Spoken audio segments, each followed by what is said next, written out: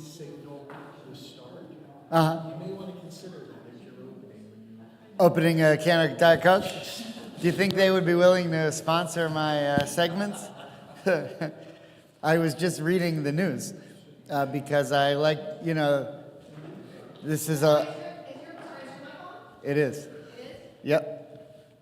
It's echoing too, which is annoying. But... All right, last week, sorry. Good? Yes. Okay. Okay, hi everybody. Thank you for coming. This is an outpouring. Last month, we did something similar. This is annoying, this echo. See if that... last month we did something similar in which we talked about, the second anniversary of October 7th, and now we're a similar topic, Israel 2 years after the war. And so today I'd be happy to answer any questions that you have about where Israel is after the war, how it's going, what are the challenges now. But even since... Please, would you mind closing that door? It's a little bright. Yeah, it's kind of bright. There have been a lot of developments since the war ended.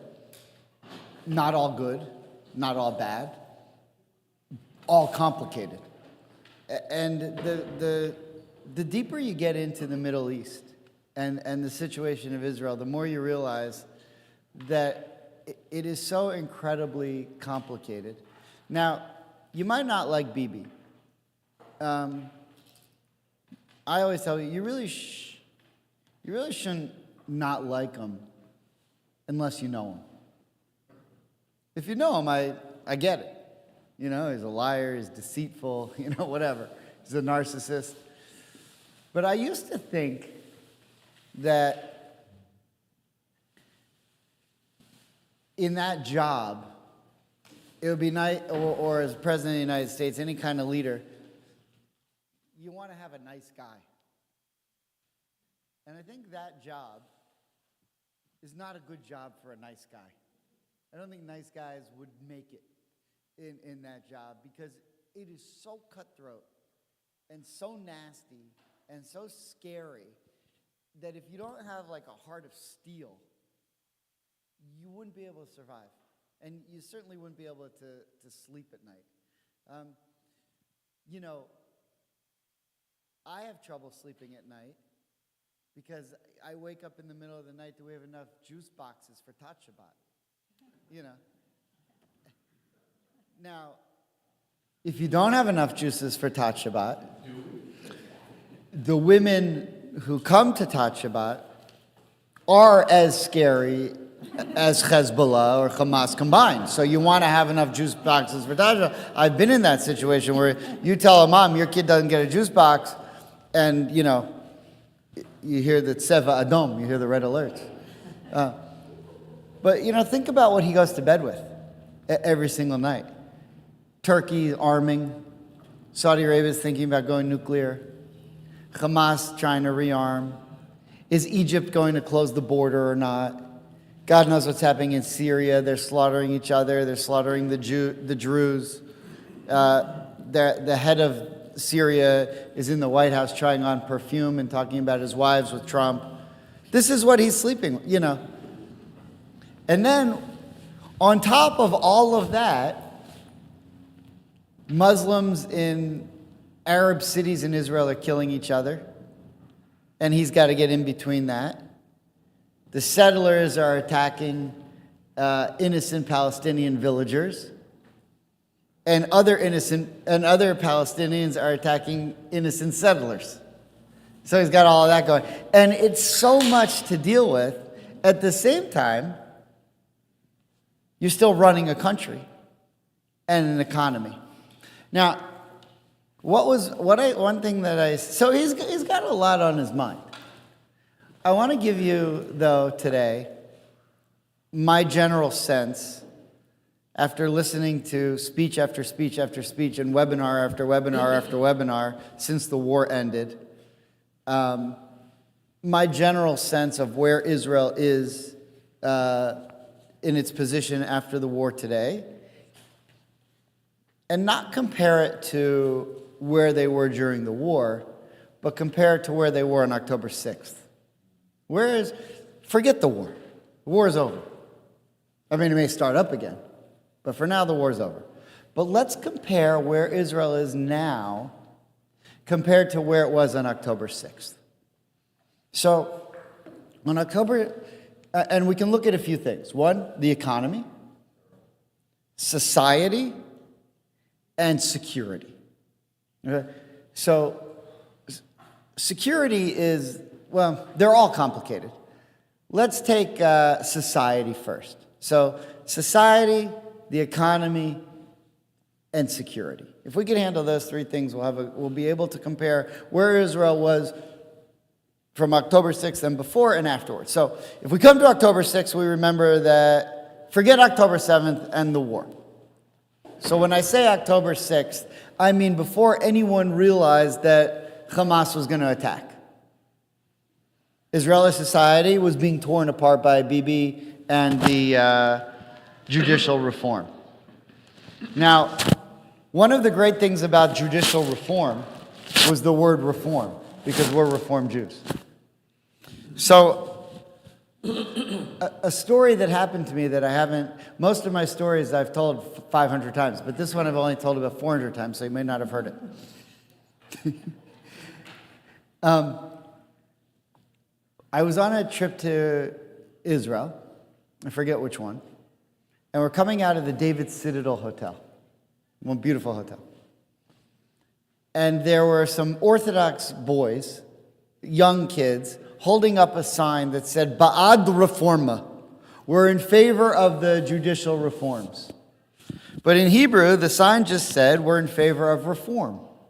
So these were hardcore, Haredi, pious, all black, holding a sign that said, we're for the reforms. So I walked over to them and I said to them in Hebrew, boys, I want to thank you. For Orthodox Jews in Jerusalem, you're showing tremendous courage. Why? Well, I'm a Reform rabbi. And for you to come out here, I know all these other Orthodox people around you think you're the devil for doing this, but thank you for supporting the Reform movement. They start screaming, Chas v'chalila, God forbid, the reform, no way, this isn't that, you don't understand. I said, guys, you have tremendous courage. It's very special. She said, no, you don't understand the courts. I say, you're right. We Reform Jews do have problems with the courts, and I love that you're supporting us there. And they're like, veins are popping. And it was one of the great moments of my career. I said, can I get a picture with you guys? Yeah. They're like, I think they were executed a week later. No. So society, it was a terrible situation. Another thing that happened was there was a CCAR conference. Every 7 years, the Reform Rabbinic Conference, the CCAR, of which I happen to be the vice president right now, they have their conference in Israel. And so we were there, and there was, hello? Wait, it's so bright, I can't see it.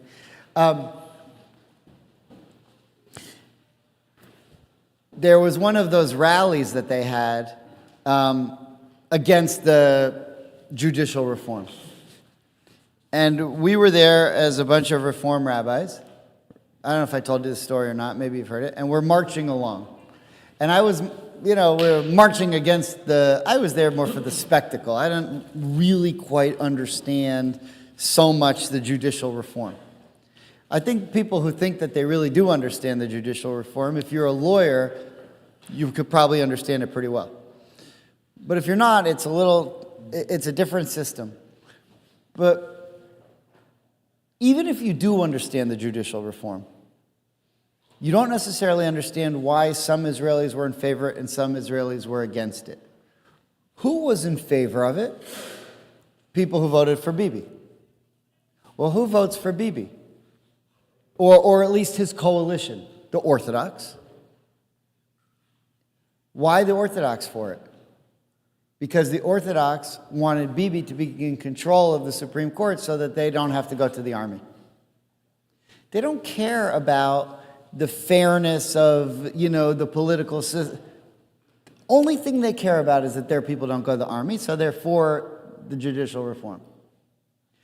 The settlers.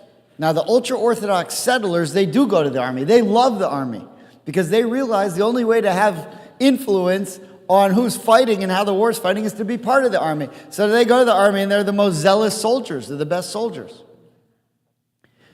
But they hate the Supreme Court. Why? Because the Supreme Court keep telling them that their settlements are illegal. So they hate the Supreme Court. So why are they for reform? Because one issue, settlements. And the Supreme Court makes them follow the law. They don't want to follow the law. They want to keep building their settlements in places they're not supposed to be building their settlements. 3, Sephardic Jews.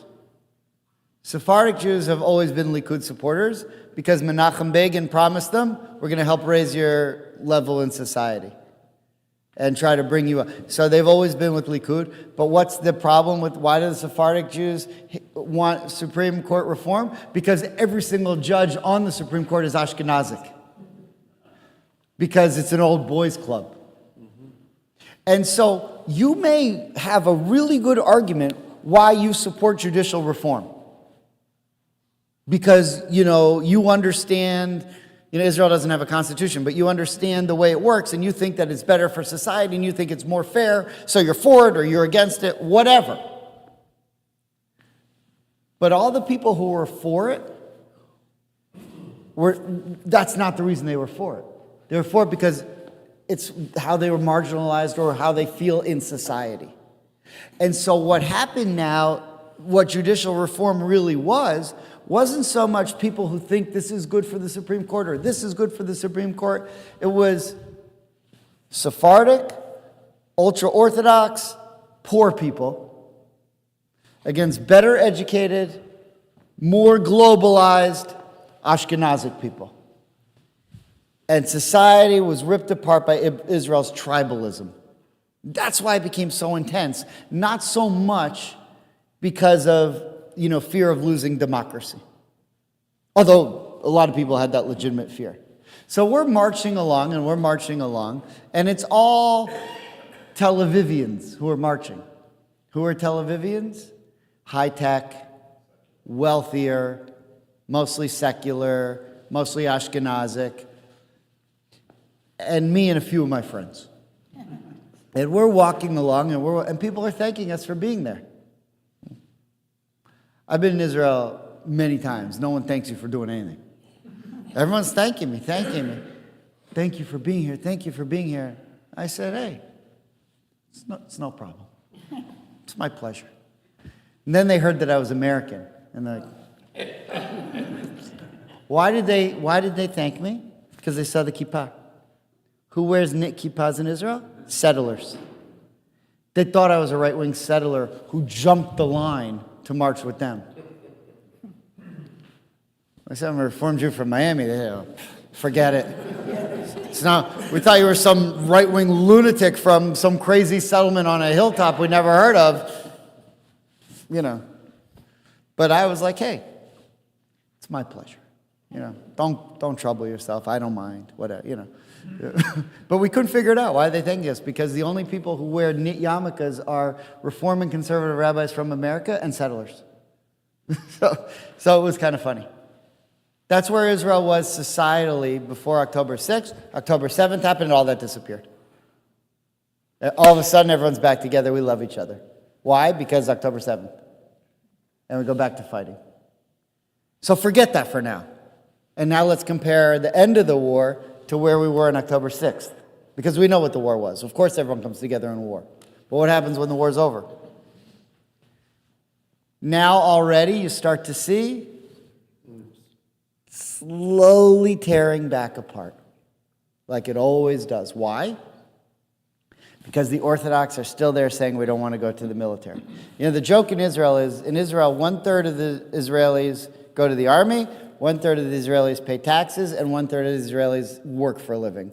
Problem is, it's all the same third. The joke's funnier in Hebrew, I guess. It's all the same third. It's the same third that works, pays taxes, and goes to the army. The other 2/3 don't work, pay taxes, or go to the army. Yeah, I guess that one didn't translate as well. Although I've told it before in English to better success. But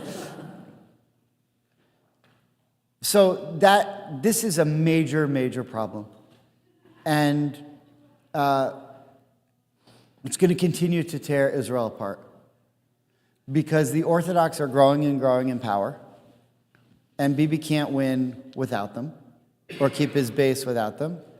And they're becoming more and more intransigent in their desire to not serve in the army. They would rather live in poverty, which they do. You know, a lot of people think that they just take government subsidies and study Torah all day. They take government subsidies, but they live in poverty. I know people who've taken those government subsidies while they were in yeshiva studying, and they tell me how they live. Go to Mea Shearim and look in their apartments. They're disgusting. You wouldn't want to live there. After a week of it, you'd say, I'd rather work. This is disgusting. Right? They don't mind. Why? What is their deal? Why do they not want to go to the army? It's not that they're afraid to fight. The settlers, who are also crazy, right-wing, fanatical, religious, they go to the army and they love the army. The reason why is because if their kids go to the army, their kids are going to meet your kids. Not your kids, but people like you. Non-Haredi. Non-ultra-Orthodox. And your kids are going to say, hey, come visit me in Tel Aviv. We'll go to a club. Or, you know.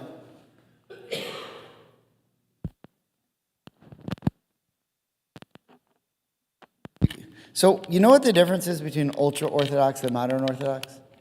The difference is really just one thing.